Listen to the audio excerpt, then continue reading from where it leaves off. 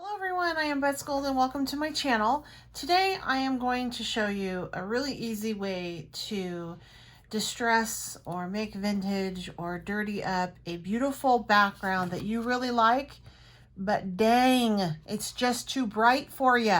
There is a way to do this. There's two ways. Both are really easy to do, and I'm going to demonstrate that on this background that I created with some distress oxides.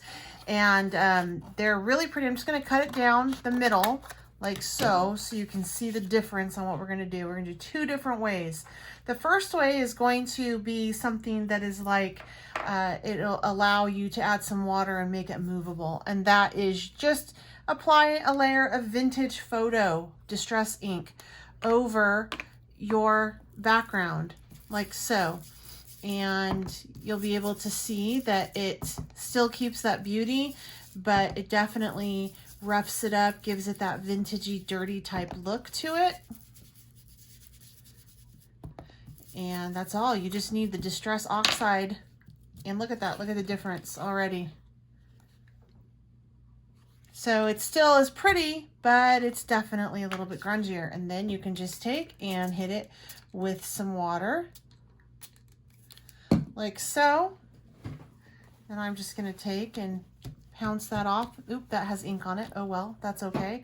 And you have a really great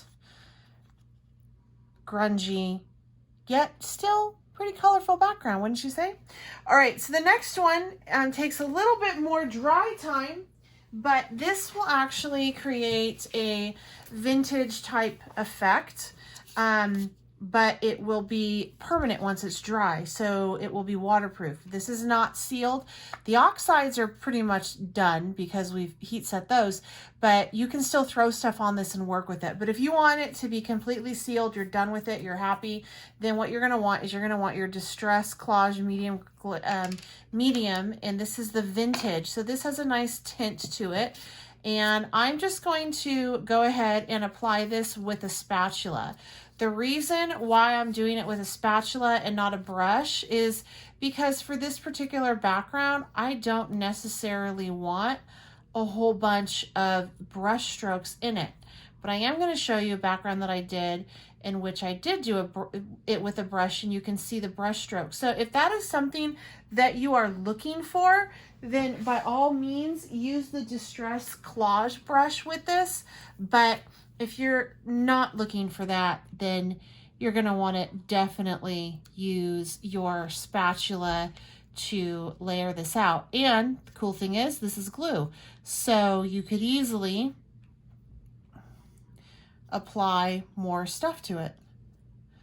You could like use it as a sealer and do some collaging on it, and you're just going to get a really beautiful distressed background. I'm going to clean up my space real quick. If you guys haven't subscribed to my channel, if you can go ahead and do that, that'd be awesome if you're enjoying this video. Also, there's a little bell there for notifications. You can click that. You'll get notifications every time I come out with a new video. Then if you have any questions or comments, you can leave them down below. And if you like this video, please feel free to give it a thumbs up. And always remember that sharing is caring. I love it when you guys share, so thank you so much. All right, so I'm going to let this dry. You can heat set it. It totally heat sets just fine. You don't have to worry about it bubbling or anything like that. You can totally heat set it. Heat sets relatively quickly, and I'll show you in just a minute what these all look like. I went ahead and I set it. This is dry, and as you can tell, they're both vintagey up. Now you can see the marks that I accidentally put in with a spatula, but to me that's not a big deal. If that matters to you, you might want to be more careful. And then this card, I did the same thing, this card base, and this side is the ink, and this side is the medium, the vintage, the Distress Collage medium. And I'm going to throw water just so you can see how this side's protected and this side's not on this, because it's had time to set up. But as you can tell, this side moves around, and the other one, it just beads up right on it like so. So depending on what you're looking for, that is how you can go ahead and create a dirty or vintagey or grungy look on your card base. All right, guys, I certainly hope that you found this video beneficial. I do have a link provided down below on where you can find all this stuff. Until next time, I'm Bets Golden. Happy crafting.